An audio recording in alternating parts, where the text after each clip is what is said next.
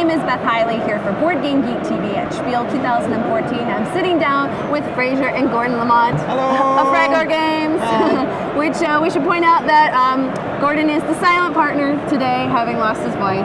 So that means the action's all on Fraser to be.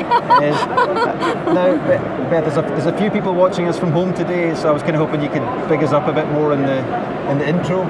Oh. A bit, you know, if you could make up a few awards or something like that. Do you want me to do my? Wait, okay. Yeah, okay. I can just bring out my best. My name is Gordon Lamont. Anyway, you guys have brought us your yearly offering through Fragor Games, which this year is Dragonscroll. Yep. There it is, Dragonscroll. Dragonscroll, yes, and that's it. And you can see this is travel edition size again. Yep. Very compact. Yeah. Compact size, so you can see we've put out a small amount of what's in the game on here because we didn't quite have enough big table to put it all out. What's Gordon saying? Gordon designed the fun bits. He's not talking about the game.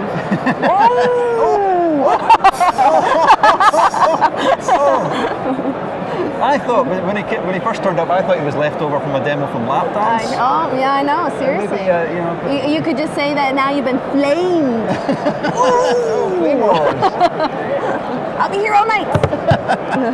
Anyway, Dragonscroll. Okay. Yeah, so you can see the lovely dragon pieces we have here. I don't know which camera's best. Oh, well, let's see. I'm probably right about there. Here we go. So that is. We'll give a little dragon you can love. ask me the name. That's Snot. I always remember Snot's name. Snot is the green one, or?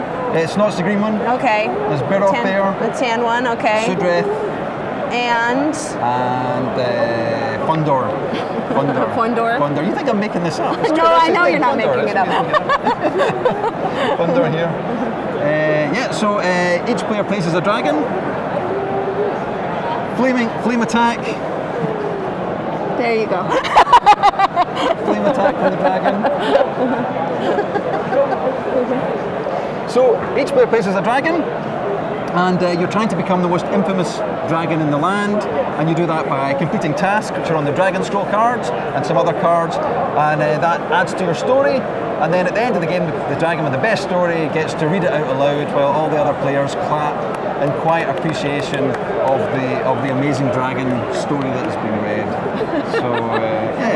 So on a turn, each player also gets one of these. Is that the best place to put it? Can you see it from there? Yeah, probably right about there. Oh, right about there. Okay.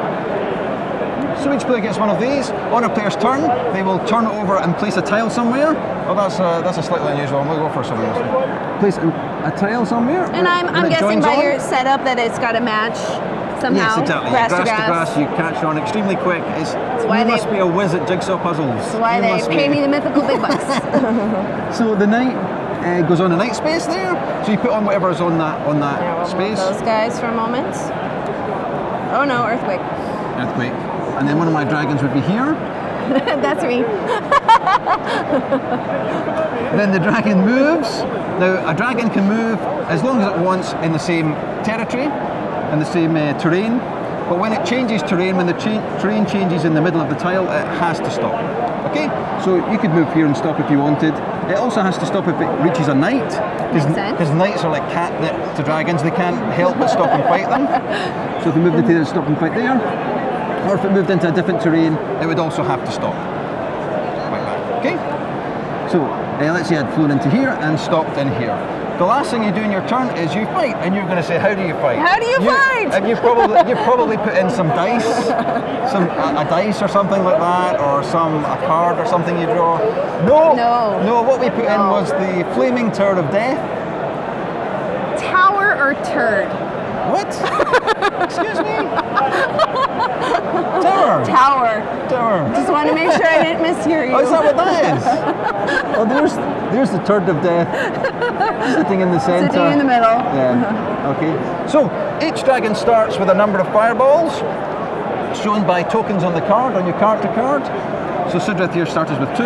You can gain more by eating foes during the game. So at the moment I've got 2 here. You fight. If there is a foe on the same tile as you, you fight it. Okay? If there was an orc, there's not an orc in the space. But orcs also fight are in range if they are on an adjacent tile. Yeah. When you fight an dwarf or an elf, you also fight all the elves or dwarfs in that forest or in that mountain. They all gang up. Yeah, they all gang up. So I'm here, I'm fighting this dwarf, and so I have to fight these two as well because they're in the same mountain range. So I would roll a fireball. For each fireball I have on my token, which is 2. Gordon has to do this. This is very dangerous. That's why he's wearing the protective gear. You haven't been given the training, so you have to go for it. No, apparently he can't do it. Apparently he is. Okay, so Gordon managed. So on each side of the tower, it tells you what you hit. On that side's a dwarf, on the back's wizards and knights. On the front's orcs on this side. So that would be 1 hit on a dwarf and 1 hit on either a wizard or a knight. They're all color coded. Okay, so there's no wizards. We don't hit them, but we do hit 1 dwarf. So we would choose which one we took off. Let's say we took off this one, and that would go on our character card, and now we've beaten that dwarf. Okay. You're a dragon, you're trying to tell the best story, so it's not so great if you don't defeat all your foes, it looks a bit bad. So you've got 2 things you can do at that point. You can lose one of your Dragonscroll cards from your hand, or you take a broken minstrel card. You can't have those pesky minstrels telling bad stories. So you take a broken minstrel token, and that goes on your character token. That will count minus points at the end of the game. Okay. During your turn, also, you have a bonus action. There are 3 bonus actions here. There is taking place a tile. There's draw a Dragonscroll card, and the Dragonscroll cards are the things that allow you to complete tasks, and there's also an extra fireball when you use the tower for this turn.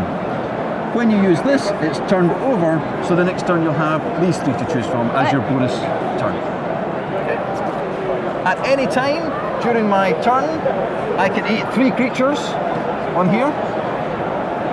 So if I had these here, I can eat 3 creatures, and I would get an extra fireball token onto my character card, and now when I use fireballs, it'd be 3 I'd be rolling down from there.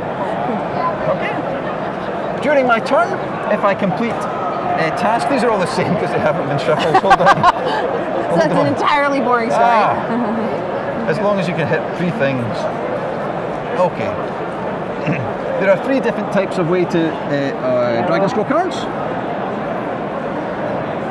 There is eating, and in this case, if I ate 3 elves from my character card, then I could play this. I would discard the 3 elves, and I'd get 4 points.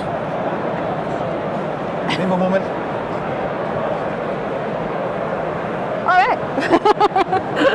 And that card would go under my character card and be added to my story, like that. So it starts to tell a story. And in a scroll-like format. In a scroll-like fashion. So at the moment it says, this is the tale of Sudrith the Serene, a snoozy but noble dragon. To this day, minstrels still tell stories of the time Sudrith showed that green tights and arrows were no match for scales and fireballs. The 2 other tips of Dragonscroll cards, well, that's a neat one, are Fireball Frenzy. If I destroy 3 foes on the same turn, then I incinerate them, remove them from the game, and I can play this card, and it would be 3 points. And again, I add that to my cards. And the last type of one is Discovery cards. And if I complete a forest of 3 more, and that has to be the terrain in the centre of the tile, and I finish the forest, then I could play this, and I would get 4 points. And I add that to my hand, and that's how I score points. So, if I finish on the same space as a goat, you say? Yes, a goat. A goat. Okay. But we have this is a statement from the Fragor's liaison department. They're not sheep. They are not sheep. And they're not regular goats. They're Andorra goats. They're Andorra goats. But due to health and safety, we had to remove the horns from all the meeples, so they're hornless. They're hornless Angora. It's a common mistake. Hornless Angora goats. And if you finish on the same space as one of the Angoran goats, you take that. You don't have to defeat it with a fireball, obviously, because it's a goat. It's a goat. There are also a few other things on the board. There are the villages. If I am fighting, I am next to a village. I have to also roll the black ball, which is right in the middle. There's another another black ball. And when that's rolled with the fireballs, whichever side the ball comes down, protects. All the fireballs in there are a miss. The city walls protect them. So if you were fighting a knight or a wizard there, you wouldn't hit them. Also, there are some royal family round about the board on some of the tiles. We don't have the tile there, but if you pick up a royal family member, you do that from the tile, and you drop them off at their place or the knight's village, because knights are noble, you would get 3 points, and you'd add that to your story. If you drop at one of them at the other villages, you would get 1 point, because that's not quite so noble. So in this case, did not quite grasp the concept of the word rescue. Right, and dropped them off with orcs. You can also eat them as part of eating creatures to gain an extra fireball if you want, because you're a dragon and you can do that. That makes sense. Once all the tiles have been laid, then the person finishes their turn, and then you count up who's got the most points in their story, and that person has the best story and is the most infamous dragon. The points off from minstrel cards, and everyone gives a round of applause as they read their story, or sign their story. Or sign their story, yes. Or outsource someone else to read their story. Are you churning the butter now? Well, so there you go. So, Fraser and Gordon, always a pleasure. Thank you. And that is a quick little sneak peek look at a Dragonscroll. And wait for it.